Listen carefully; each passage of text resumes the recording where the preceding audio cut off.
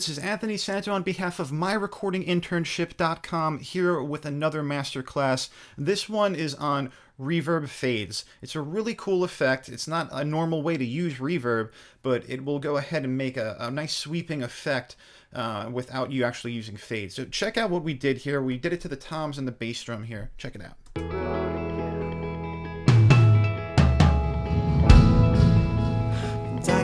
So that fade up has nothing to do with me making a fade or anything like that. I actually have a tom reverb track here that I'm using for the toms and bass drum in order to do that. But let me get rid of all of it and we'll start from scratch.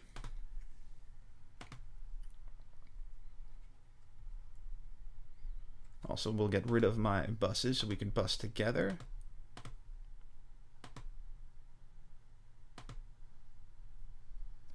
Perfect. That should do it for us. So right now, if we listen back, we have a pretty normal sounding thing going on. Oh, let me get rid of these buses too. Make sure we're perfect together. Okay.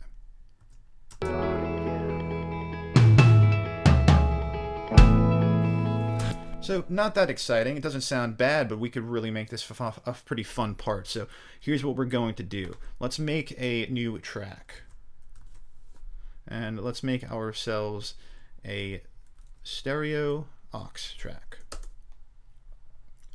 and we'll call it bridge verb. This is the bridge of a song, and we're going to add some sweeping reverb to it. I'm going to use one of the new plugins that Pro Tools just actually let out on their website here for it, but you can do this with Dverb as well if you only have access to Dverb. I'm going to use Space.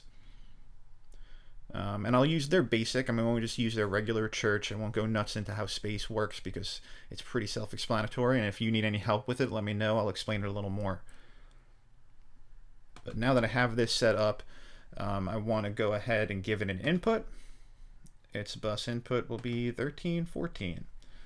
And we need to make sends going to 1314 on the floor tom and the rack tom, and put them at 0. So if you just option click and drag it over to the rack tom as well, and then I'm going to bring it to my bass drum and all the bass drum samples as well. So here I am, and so here we have 3 bass drums going on, 1 mic, and it looks like 2 samples in this fella.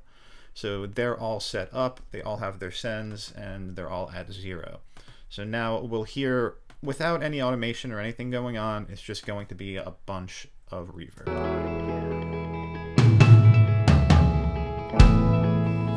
Which doesn't sound bad in itself, but we could definitely make this a little more exciting.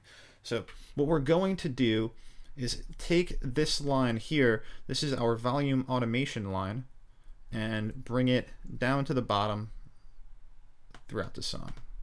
Let me grab this first one. Oh boy. Bring it down. Perfect. Now I want the second hit to fade up into the bass drum.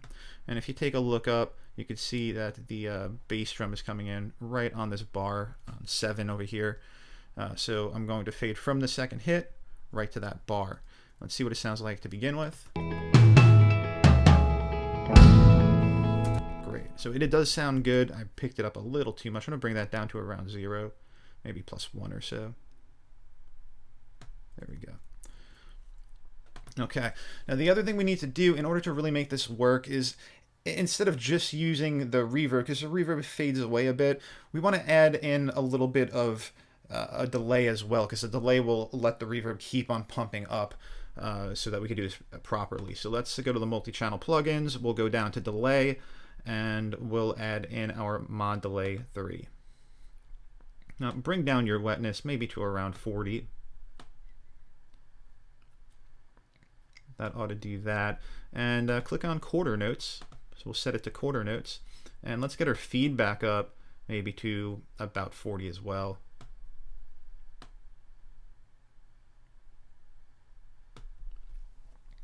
Let's hear what we got now.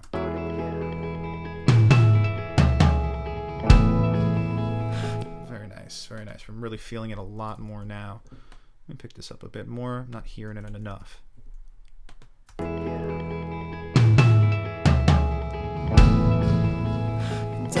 exactly what I'm looking for. Perfect. And now we're just going to do a similar thing on the second one. We don't want it to just go like this. Let's fade it out here. I'm just using the hand tool to do this. If you've been through the site or done other master classes, you'd be pretty comfortable with this. If you're not, please check out some of the other videos that show you all the editing tools.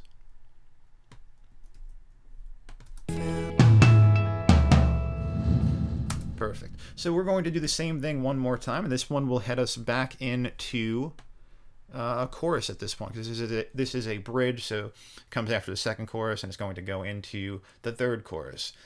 So let's check out the exciting thing we just made. Road again.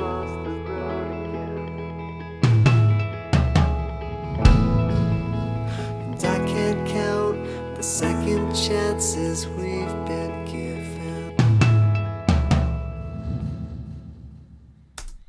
Great, and that's how you do these reverb fades. They're really valuable. You could use these in places, and they don't get used that often. Not a lot of people do this, so it's really exciting when you add it into a record. You're gonna get a lot of questions about it, but put it in some stuff and show me where you use it. I'd love to see what you guys are using it for, and I'll see you guys on the next class.